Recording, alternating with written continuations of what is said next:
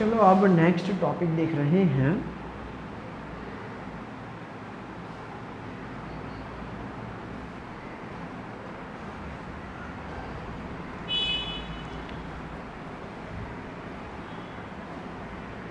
विद्युत चुंबकीय विकिरण की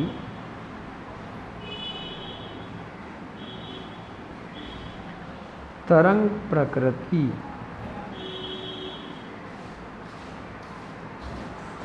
देखो, बोहर ने बताया, क्या बताया कि भाई विद्युत चुंबकीय विकिरण दो प्रकार से व्यवहार करते हैं।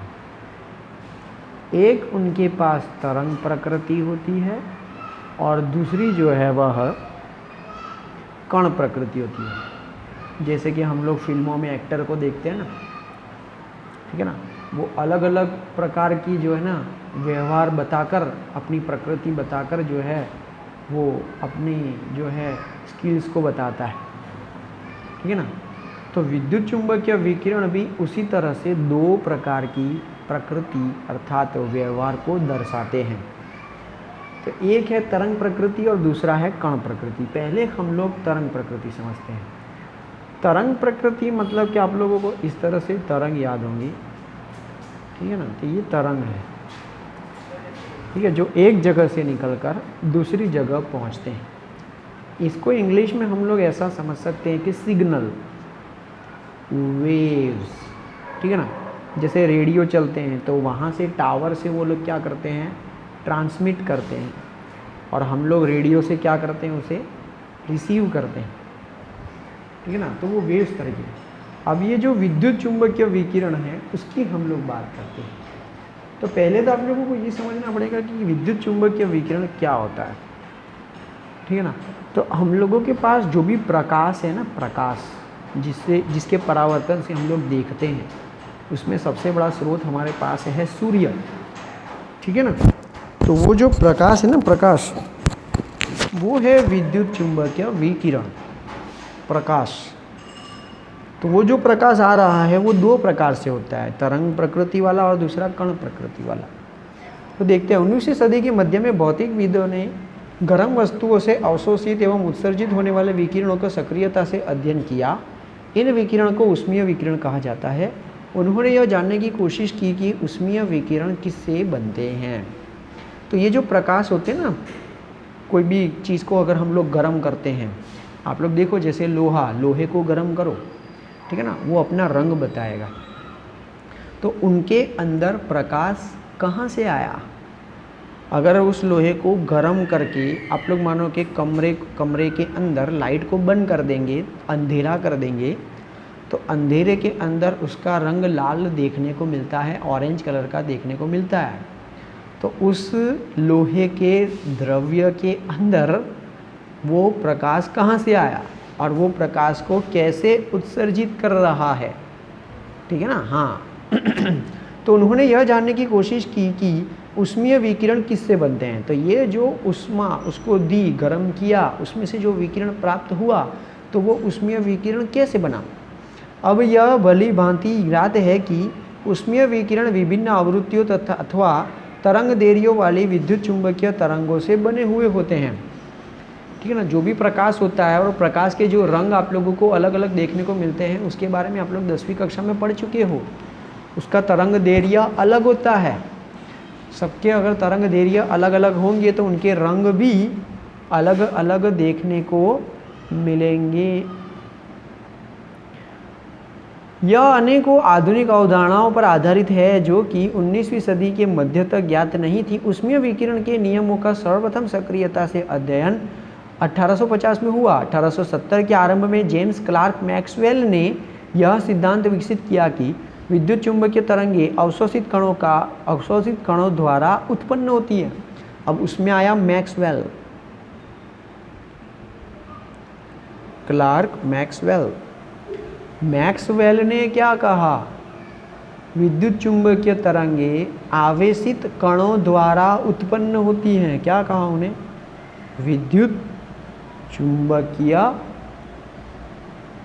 तरंगें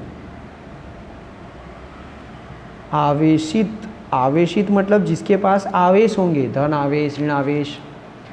आवेशित कणों द्वारा उत्पन्न होती है। तो अब वो जो लोहे को गर्म किया था ऊष्मा देकर, अब वो प्रकाश क्यों उत्पन्न कर रहा है, उसके अंदर विद्युत चुंबकीय तरंगे क्यों हैं? क्योंकि उनके अंदर जो आवेशित कण हैं वो विद्युत चुंबकीय तरंगे उत्पन्न कर रहे हैं। और आपको पता है आवेशित कण कौन से हैं, एक तो प्रोटॉन है और दूसरा इलेक्ट्रॉन है, ठीक है ना। तो वाया वाया ये सब जो है ना पता चल रहा है। दूसरे वैज्ञानिक जो प्रयोग कर रहे हैं, अन्य वैज्ञानिक जो प्रयोग कर रहे हैं, उनके परिणामों को मिलाने की कोशिश हो रही है। मतलब कि कुदरत उनकी क्या कर रहा है, हेल्प कर रहा है। एक हिंट यहाँ से, दूसरा हिंट यहाँ से, जिससे वह परिणाम तक पहुँच सकते हैं। इस सिद्धांत को प्रायोगिक सत्यापन बाद में हेनरी हर्ट्ज ने किया। मैक्सवेल ने थियरी दे दी, उन्होंने थियरी दे दी, लेकिन उसका प्रयोग किसने किया? तो इसका प्रयोग हर्ट्ज ने किया। किसने किया? Hertz, Henry hertz. यहाँ हम विद्युत चुंबकीय विकिरणों के विषय में कुछ तथ्यों को जानेंगे। तो ये था विद्युत चुंबकीय तरंगों की उत्पत्ति, ठीक है ना। और उसका प्रयोग भी हो गया। अब हम लोग इसके बारे में और आगे पढ़ेंगे। चलो फिर से जेम्स मैक्सवेल के पास आ जाते हैं। मैक्सवेल ने सबसे पहले आवेशित पिंडों के बीच अन्योन्य क्रिया और स्थूल स्तर पर विद्युत तथा चुंबकीय क्षेत्रों के व्यवहार की व्याख्या की। तो उन्होंने क्या किया पता है? आवेशित पदार्थ लिए, जिसको नाम दिया पिंड। अब आवेशित पिंडों के बीच में प्रक्रियाएं होती हैं, ठीक है। और वो प्रक्रियाओं को विद्युत क्षेत्र और चुंबकीय क्षेत्र में रखकर भी किया गया, ठीक है। तो मैक्सवेल ने क्या क्या किया? उन पिंडों के अंदर जो आवेशित पिंड हैं, अब आवेशित पिंड को वो लोग क्या नाम देंगे? हम लोग अभी पढ़ चुके हैं, इसलिए हम लोग उसको परमाणु बोल सकते हैं, क्योंकि वो आवेशों से बना हुआ है, ठीक है ना। तो आवेशित पिंड, तो पहले नाम नहीं पता था ना परमाणु, तो मैक्सवेल ने क्या कहा? आवेशित पिंड। तो आवेशित पिंड के बीच में प्रक्रियाएं होती हैं। और दूसरा विद्युत क्षेत्र और चुंबकीय क्षेत्रों के व्यवहार के बारे में उन्होंने व्याख्या दी। किसने? मैक्सवेल ने। तो उसने विद्युत क्षेत्र बताया, चुंबकीय क्षेत्र बताया, और ये जो आवेशित पिंड हैं उनके मध्य क्या क्या प्रक्रियाएं होती हैं उनके बारे में भी जानकारी दी। उसने यह सुझाव दिया, किसने? मैक्सवेल ने यह सुझाव दिया कि विद्युत आवेशित कणों को जब त्वरित किया जाता है तो एकांतर विद्युत एवं चुंबकीय क्षेत्र उत्पन्न होते हैं, और यह क्षेत्र विद्युत एवं चुंबकीय तरंगों के रूप में संचरित मतलब आगे बढ़ते हैं। तो उन्होंने क्या किया? उन्होंने सुझाव दिया कि जब ये आवेशित कणों को त्वरित करते हैं, आवेशित कणों को त्वरित मतलब कि उसको घुमाते हैं, एक्सीलरेट करते हैं। जैसे कि आप लोगों के पास मानो कि बाइक हो या टू व्हीलर हो या साइकिल हो, मानो कि किसी को केंद्र में रखकर आप लोग साइकिल को गोल गोल गोल गोल घुमा रहे हो, वो कब तक घूमती रहेगी? जब तक आप लोग उसको पैडल मारना बंद नहीं करोगे तब तक जो है वो चलती रहेगी। मतलब कि जब तक आप लोग पैडल मारते रहोगे ना, अपने पैरों से पैडल को चलाते रहोगे, पेंडल को चलाते रहोगे, तब तक वो साइकिल को क्या होती रहेगी? वो चलती रहेगी। जैसे ही पैडल मारना छोड़ दिया, वो घूमते घूमते घूमते घूमते क्या हो जाएगी? रुक जाएगी, ठीक है ना। तो अब मैक्सवेल ने क्या किया? उसने ये बताया कि अगर हम लोग किसी आवेशित कण को घुमाते रहते हैं, त्वरित करते रहते हैं, त्वरण देते रहते हैं, एक्सेलरेट करते रहते हैं, पैडल को घुमाते रहते हैं, एक्टिवा को एक्सेलरेट देते रहते हैं, एक्सेलरेशन देते रहते हैं, तब तक वो गोल गोल घूमती है। और जब तक वो गोल गोल घूमेगी, अब हम लोग इलेक्ट्रॉन पे आ जाते हैं। मानो कि कोई आवेशित कण जैसे कि इलेक्ट्रॉन को अगर हम लोग गोल गोल घुमाते रहते हैं किसी आवेशित कण को त्वरण देते रहते हैं, एक्सेलरेट करते रहते हैं, गोल गोल उसको घुमाते रहते हैं, तब वह विद्युत क्षेत्र और चुंबकीय क्षेत्र दोनों क्षेत्र अपने अंदर से उत्पन्न करते रहते हैं। उसका चित्र दिया गया है चित्र 2.6 में, पेज नंबर है 36 टेक्स्ट बुक में, ठीक है ना। तो आप लोग देख सकते हो चुंबकीय क्षेत्र और विद्युत क्षेत्र दोनों ही एकांतर रूप से उत्पन्न हो रहे हैं और वह अपनी जगह से दूसरी जगह पहुंच रहे हैं, संचरित हो रहे हैं। कौन से स्वरूप में हो रहे हैं? तो तरंग स्वरूप में हो रहे हैं। कौन से स्वरूप में हो रहे हैं? तरंग स्वरूप में एक जगह से दूसरी जगह संचरित हो रहे हैं, जिनको हम लोग विद्युत चुंबकीय तरंग कहते हैं। विद्युत क्षेत्र उत्पन्न हुआ, चुंबकीय क्षेत्र उत्पन्न हुआ, तरंगों की वजह से वो एक जगह से दूसरी जगह तरंग स्वरूप में जा रहे हैं, इसलिए उन दोनों के नाम के ऊपर से इस तरंग का नाम दे देंगे विद्युत चुंबकीय तरंगे। उसे क्या कहा जाएगा? विद्युत चुंबकीय तरंग। तो क्या हुआ? कोई आवेशित कण जब उसको त्वरण दिया जा रहा है, घुमाया जा रहा है, उसको एक्सेलरेट दिया जा रहा है, कैसे कण? आवेश वाले कण, जैसे इलेक्ट्रॉन नेगेटिव आवेश वाला कण है, उसको अगर हम लोग घुमाएंगे तो वो चुंबकीय क्षेत्र और विद्युत क्षेत्र तरंग स्वरूप में आगे बढ़ेंगे, जिनको हम लोग कहेंगे विद्युत चुंबकीय तरंगे। ठीक है ना। अब ये जो प्रकाश उत्पन्न करेंगे, इन तरंगों, ये तरंग अगर मानो कि प्रकाश उत्पन्न करते हैं तो इन्हें हम लोग कहेंगे विद्युत चुंबकीय विकिरण, या तो अगर उसका दूसरा नाम लेंगे विद्युत चुंबकीय तरंग। बोलो समझ में आया? तो ये जो टॉपिक है वो मोस्ट इम्पॉर्टेंट है, इसीलिए मैंने उसको पिछले वाले वीडियो के अंदर उसको ऐड नहीं किया।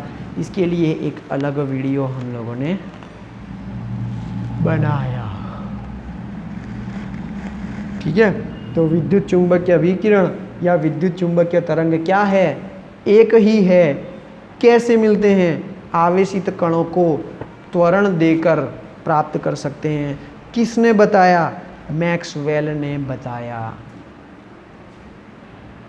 प्रकाश भी विकिरण का एक रूप है। तो मैंने कहा था ना, विद्युत चुंबकीय विकिरण क्या है? प्रकाश, जिसके परावर्तन से हम लोग देख सकते हैं। प्रकाश भी विकिरण का एक रूप है, जिसकी जानकारी वर्षों पूर्व से है और पुरातन काल से इसकी प्रकृति के बारे में समझने की कोशिश की गई। पूर्व में न्यूटन के वक्त प्रकाश को कणों का बना हुआ माना जाता था। न्यूटन ने प्रकाश को कौन सा स्वरूप दिया था? न्यूटन ने ऐसा कहा था, प्रकाश कणों से बना हुआ है और जो प्रकाश अपनी तरफ आ रहा है वो कणों के स्वरूप में आ रहा है। ऐसा किसने कहा? न्यूटन ने कहा। 19वीं शताब्दी में प्रकाश की तरंग प्रकृति प्रतिपादित हुई। तो पहले कण स्वरूप होता है ऐसा मानते थे, अब क्या प्रूव हो गया कि उसके पास तरंग है। दोनों ही हैं। पहली बार मैक्सवेल ने बताया कि प्रकाश तरंगें दोलायमान विद्युत तथा चुंबकीय व्यवहार से संबंधित होती हैं, जिनका चित्र 2.6 में बताया गया है। यद्यपि विद्युत चुंबकीय तरंग की गति की प्रकृति जटिल होती है, लेकिन हम यहाँ कुछ सामान्य गुणों पर विचार करेंगे। पहला, दोलायमान आवेशित कणों द्वारा उत्पन्न विद्युत तथा चुंबकीय क्षेत्र एक दूसरे के लंबवत होते हैं। तो ये कण हैं, ये आवेशित कण हैं, ये दोलायमान आवेशित कण हैं और उनसे विद्युत क्षेत्र और चुंबकीय क्षेत्र उत्पन्न होता है। और ये विद्युत क्षेत्र और चुंबकीय क्षेत्र एक दूसरे के कैसे होते हैं? लंबवत होते हैं। कैसे होते हैं? लंबवत। उसका मतलब ये नहीं कि ऐसे तरंग गए और ऐसे तरंग आए, एक दूसरे से लंबवत है, ऐसा नहीं। चित्र में बताया गया है 2.6 में, आप लोग देख सकते हो। एक अगर तिरछा चलेगा तो दूसरा खड़ा चलेगा। तो इस तरह से दोनों इस तरह से जो है ना, इस तरह से आगे बढ़ेंगे, यूँ ऐसे करके। ठीक है, मैं आप लोगों को अभी समझा नहीं सकता हूँ, इसमें टेक्स्ट बुक में है चित्र, आप लोग देख सकते हो। ब्लू कलर की जो है वो टेढ़ी लकीर ऐसे ऐसे जा रही है, ठीक है ना, ऐसे ऐसे जा रही है। और जो रेड कलर की जो विद्युत क्षेत्र है ना, वो ऐसे ऐसे जा रहा है, ठीक है ना। तो एक सांप की तरह जा रहा है और एक मेंढक की तरह जा रहा है। हाँ, ये अच्छा उदाहरण है। देखो, सांप ऐसे जा रहा है जैसे ये बताया है, और उसके ऊपर कूदता हुआ मेंढक जा रहा है, ऐसा। ये दोनों तरंग के संचरण की दिशा की भी लंबवत होते हैं। विद्युत चुंबकीय तरंग का एक सरल स्वरूप चित्र में दर्शाया गया है। दूसरा, ध्वनि अथवा जल तरंगों के विपरीत विद्युत चुंबकीय तरंगों को किसी माध्यम की आवश्यकता नहीं होती है और ये निर्वात में गति कर सकती है। जैसे कि आवाज़, ध्वनि, मैं बोल रहा हूँ, आप लोग सुन रहे हो, लेकिन अगर हम लोग शून्य अवकाश में चले जाएं, जैसे कि पृथ्वी के ऊपर चंद्र पर चले जाएं, तब मैं जो बोलूँगा वो आप लोग सुन नहीं पाओगे, क्योंकि ध्वनि को एक जगह से दूसरी जगह तक संचरण करने के लिए हवा का माध्यम जरूरी है, ठीक है ना। और पानी के अंदर जो तरंगें उत्पन्न होती हैं उसके लिए पानी का माध्यम भी जरूरी है। लेकिन विद्युत चुंबकीय तरंगों को ऐसे कोई माध्यम की आवश्यकता नहीं होती है, वो शून्य अवकाश में भी संचरित हो सकते हैं, एक जगह से दूसरी जगह जा सकते हैं। तीसरा, अब यह तथ्य अच्छी तरह स्थापित हो चुका है कि विद्युत चुंबकीय विकिरण कई प्रकार के होते हैं, जिनकी तरंग दैर्घ्य या आवृत्ति एक दूसरे से भिन्न होती है। तो तरंग दैर्घ्य भी अलग होते हैं और आवृत्ति भी अलग होती है। ये एक साथ मिलकर विद्युत चुंबकीय स्पेक्ट्रम बनाते हैं। तो चित्र 2.7 में देखो कि एक स्पेक्ट्रम दिया गया है। स्पेक्ट्रम के भिन्न भिन्न क्षेत्रों के भिन्न भिन्न नाम हैं। कुछ उदाहरण होते हैं, रेडियो आवृत्ति क्षेत्र, रेडियो फ्रीक्वेंसी, जिसका उपयोग प्रसारण में किया जाता है, ठीक है ना। तो हम लोग रेडियो फ्रीक्वेंसी देखते हैं ना भाई, हाँ, कि भाई मेगा हर्ट्स, किलो हर्ट्स पे आती है। सूक्ष्म तरंगें भी होती हैं जिनका क्षेत्र जो है लगभग 10⁻² हर्ट्स होता है, जिसका उपयोग रडार में भी किया जाता है। दूसरा क्षेत्र होता है IR, इंफ्रारेड, ठीक है ना। आप लोग जो रिमोट कंट्रोल से टीवी चालू बंद करते हो या उसके फंक्शन चलाते हो, वो IR है, इंफ्रारेड है, जिसका उपयोग गर्म करने में भी होता है। तथा पैराबैंगनी क्षेत्र, अल्ट्रावायलेट, UV क्षेत्र, जो 10⁻16 हर्ट्ज के लगभग होता है, जो सूर्य की विकिरण का एक भाग होता है, ठीक है ना। अल्ट्रावायलेट अगर हम लोग उसके ऊपर अल्ट्रावायलेट अगर हमारे पर आएंगे तो हम लोगों को नुकसान भी होता है। और दूसरे होते हैं दृश्य, जिसे हम लोग क्या कर सकते हैं, देख सकते हैं। केवल यही वह क्षेत्र है जिसे हमारी आँखें देख सकती हैं। तो जितने ज़्यादा हर्ट्ज होंगे ना, उतना ज़्यादा जो है वो, मतलब कि यहाँ पर हम लोगों को यह उदाहरण देखने को मिल रहे हैं बहुत सारे, ठीक है ना। अब हमारी आंखें जो है वो जो देख सकती हैं वो दृश्य प्रकाश ही देख सकते हैं, उससे अधिक बड़े प्रकाश तो वो हम लोग देख सकते नहीं हैं। अब ये जो विद्युत चुंबकीय विकिरण है, उनको दर्शाने के लिए विभिन्न प्रकार के मात्रकों का उपयोग किया जाता है। तो अब मैं एक काम करता हूँ, इसके लिए जो है हम लोग 1 मिनट में देख लो, हाँ अभी वक्त है। तो हम लोग देख रहे हैं विद्युत चुंबकीय विकिरण। विद्युत चुंबकीय विकिरण के बारे में हम लोग ने बहुत सारी जानकारियाँ प्राप्त कर ली हैं, लेकिन अगर विद्युत चुंबकीय विकिरण के सवाल भी आते हैं, न्यूमेरिकल्स भी आते हैं, वो न्यूमेरिकल्स को कैसे समझेंगे, या तो जो भी प्रयोग किए जाते हैं और उन प्रयोगों से जो परिणाम मिलते हैं, उन परिणामों को कैसे चेक किया जाता है और वो परिणाम को गाणितिक स्वरूप में कैसे परिवर्तित किया जाता है, उसके लिए जो है हम लोग अब आगे बढ़ रहे हैं कि भाई विद्युत चुंबकीय विकिरण को दर्शाने के लिए विभिन्न प्रकार के मात्रकों का उपयोग किया जाता है।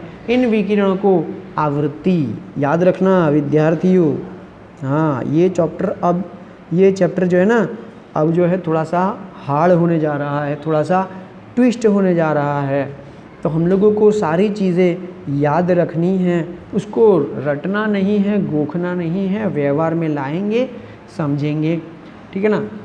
तो उन विकिरणों के लिए आवृत्ति होती है व्यू, फिर उसको हम लोग बताते हैं तरंग दैर्घ्य, लैम्बडा, ठीक है ना।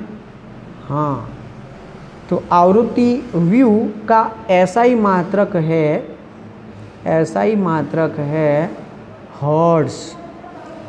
हर्ट्ज को Hz से बताते हैं, अथवा हम लोग बता सकते हैं सेकंड इनवर्स, प्रति सेकंड, ठीक है ना।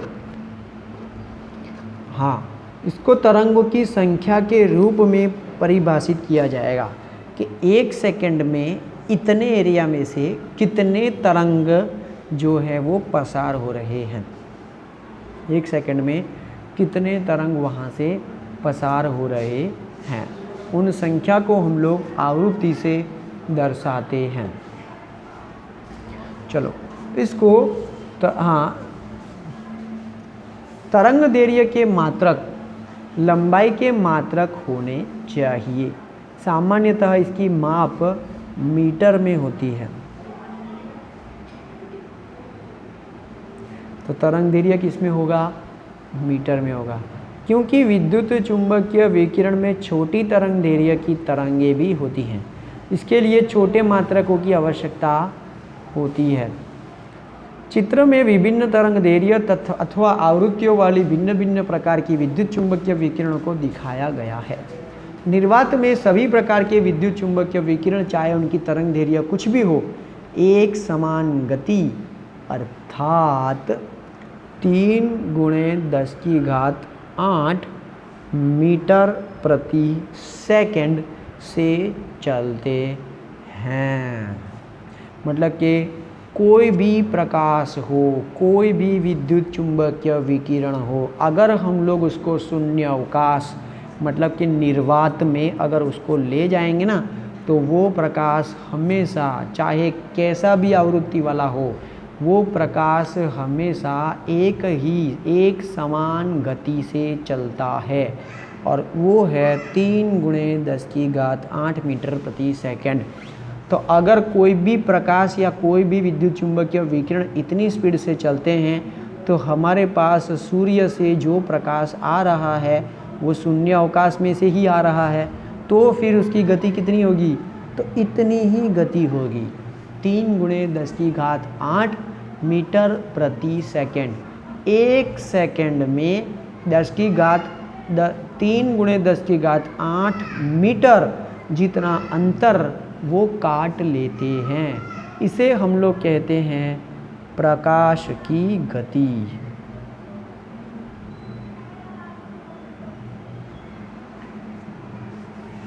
बोलो, समझ में आया?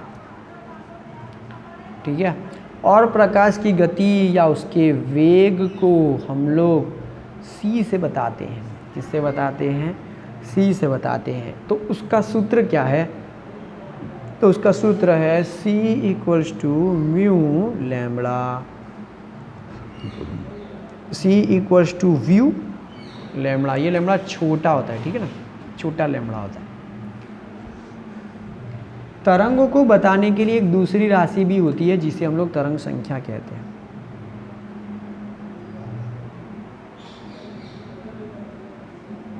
तो तरंग संख्या व्यू बार कैसे बताएंगे?